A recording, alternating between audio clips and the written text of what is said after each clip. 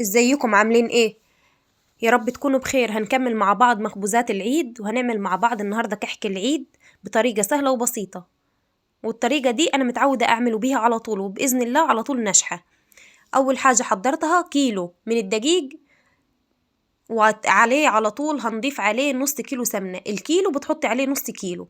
تمام يا جماعة، معايا كيلو من الدقيق هحط عليه نص كيلو من السمنة، وعليه ربع معلقة صغيرة من ريحة الكحك ورشة الملح، وعليه معلقتين من السمسم، وكمان معايا معلقتين سكر هحطهم على كوباية اللبن،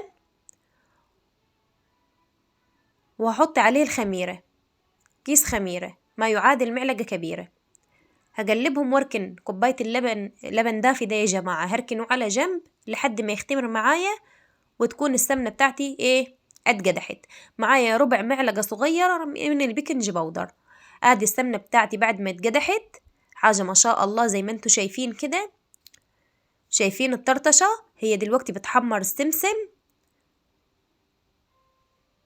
وبتشرب الدقيق، وادي كوباية اللبن جنبي بالخميرة اختمرت ما شاء الله عليها. في الوقت ده انا ما بحطش ايدي يا جماعة، انا بقلب بالمعلقة الخشب بحيث ان الدقيق كله يشرب السمنة، ببسها يعني. خلوا بالكم السمنة بتبقى سخنة، والدقيق بيسخن من السمنة، فما تحطيش ايدك، حطي معلقة خشب. تمام كده انا بشرب الدقيق السمنة كلها زي ما انتوا شايفين. طريقة سهلة وبسيطة ومتعودين عليها، كل سنة بنعمل الكحك بنفس الطريقة، والحمد لله بيطلع ناجح وزي الفل. ادي كوباية اللبن بالخميرة بعد ما اختمرت، حاجة ما شاء الله زي ما انتوا شايفين.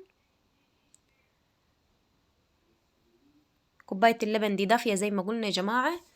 وادي بشرب العجينة بتاعتي كوباية اللبن. ما عندكيش لبن يا جماعة تقدر تستبدليها بالمية، أو تخليها مية، نصها لبن ونصها مية، أو تخليها كلها مية أو كلها لبن زي ما أنا عملت.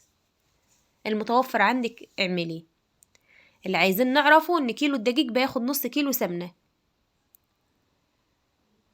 تمام يا جماعة، تقدر تضعفي بعد كده المكونات بتاعتك.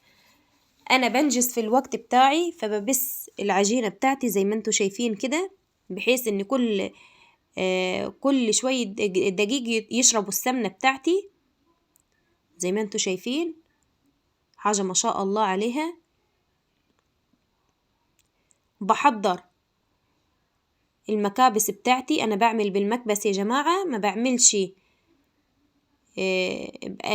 ما عنديش البصامة. لو عندي البصامة هشتغل بيها، بس انا عندي المكابس وبستسهل على نفسي. انا عندي اطفال صغيرين، فما بصدق اني انا اخلص الحاجة بتاعتي.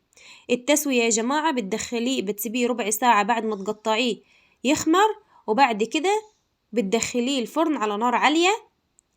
ما بياخدش معاكي 10 دقايق. شايفين التسوية يا جماعة؟ شايفين التسوية بتاعته جميل جدا، فاتح من تحت ومن فوق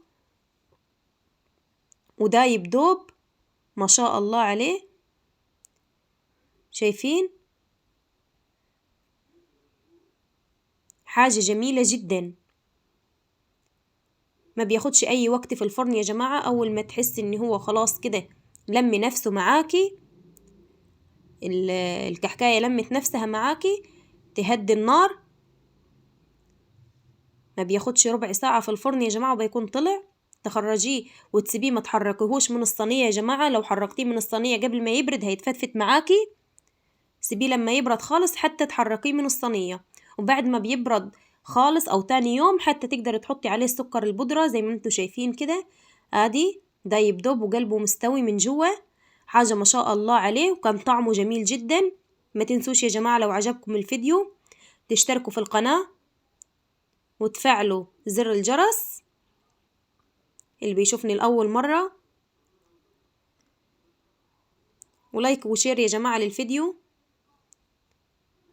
تابعوني على قناتي وصفة مفلفلة للحلو والحادق.